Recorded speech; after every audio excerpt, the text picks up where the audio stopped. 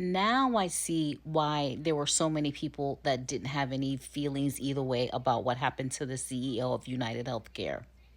Let's talk about it.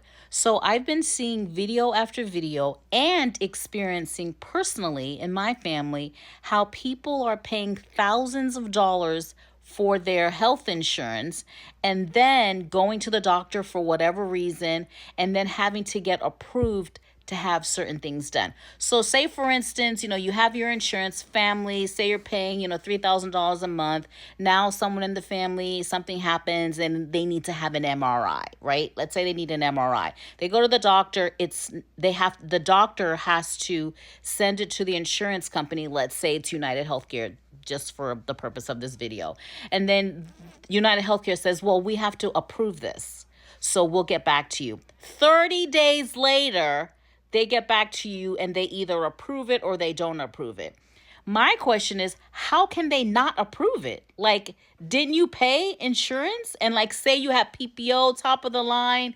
How do you pay the insurance out of your paycheck every single month for your family? And then someone in the family has to have some type of procedure that you've paid thousands and thousands of dollars into your plan. And then they say, oh, wait, we have to approve it, and then they can decide whether they're going to approve it or not. So then if they don't approve it, what was the point of having insurance?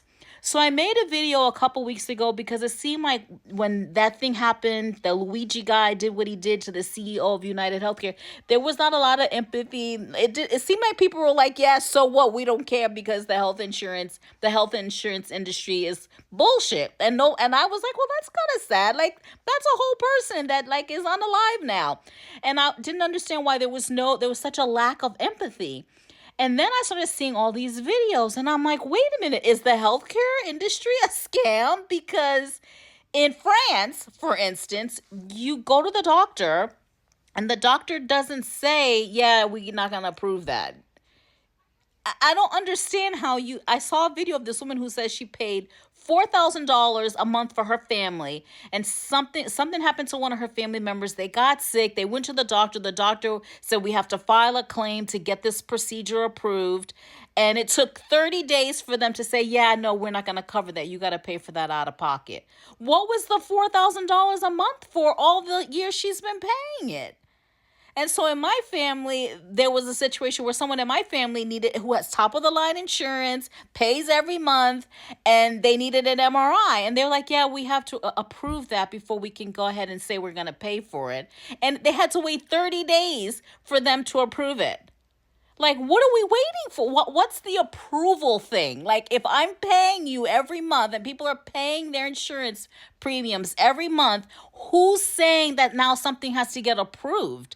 Because if it has to get approved, like, why? I'm so confused. So now I understand why people were not really given too much energy into what happened to that CEO. Sad as it may sound, I think I'm just going to say, I think for the purposes of TikTok, I think our healthcare system is kind of fucking us over. And I can tell you for sure, again, in France, and I'm sure in other countries, you go to the doctor and you get seen and you get taken care of.